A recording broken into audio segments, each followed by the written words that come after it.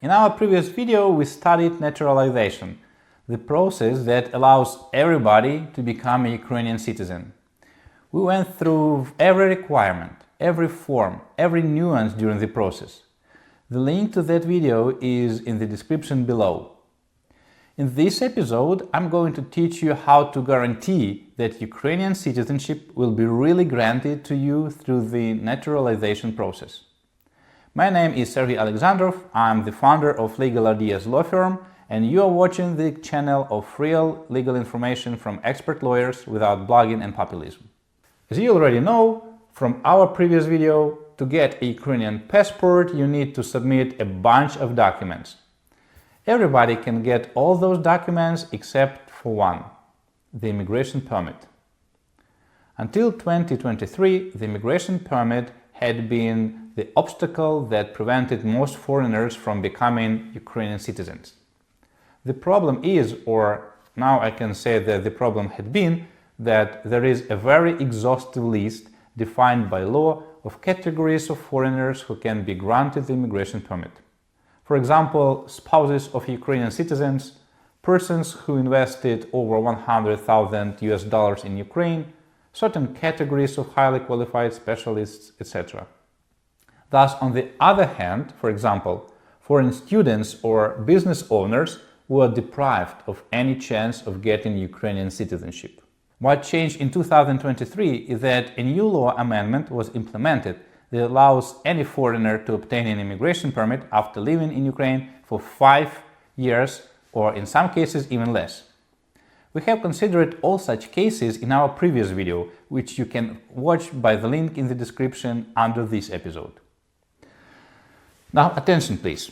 In this video, we are not going to clarify all the categories of foreigners who can obtain the immigration permit. The purpose of this episode is to inform you about a special category that can do so and into which everyone can fall. So let's imagine you never lived in Ukraine. You don't have any legal grounds to obtain temporary or permanent residence, nor an immigration permit. But you want to obtain Ukrainian citizenship. Here is what you can do. You register a company in Ukraine and become its director. This allows you to obtain temporary residence in Ukraine. In simple words, it means you can come, stay and live whenever you want and for as long as you want. After 5 years, you apply for an immigration permit, and after receiving it in around 6 months, you are good to apply for citizenship. It is as simple as it sounds, and if I were a blogger, I would stop here. However, because you are watching a channel of real legal information from expert lawyers without blogging and populism, I will also provide some important legal peculiarities that will help you go through the process smoothly and without breaching Ukrainian law. In our previous episode, the link to which you can find in the description below this video, we learned that having Ukrainian residence allows you to travel in and out of Ukraine as much as you want. Yet if you want to get Ukrainian citizenship, then a single trip abroad for private matters must be for less than 90 days. And in total, your trips abroad within a year should not exceed 180 days. But it's okay if you stay abroad longer due to a business trip, studying, vacation, or medical treatment. Second, many countries require a certain amount of cash flow generated by the company to be granted residence. There is no such requirement in Ukraine, and you can enjoy residence even if your company bears losses or doesn't carry out any business activity at all.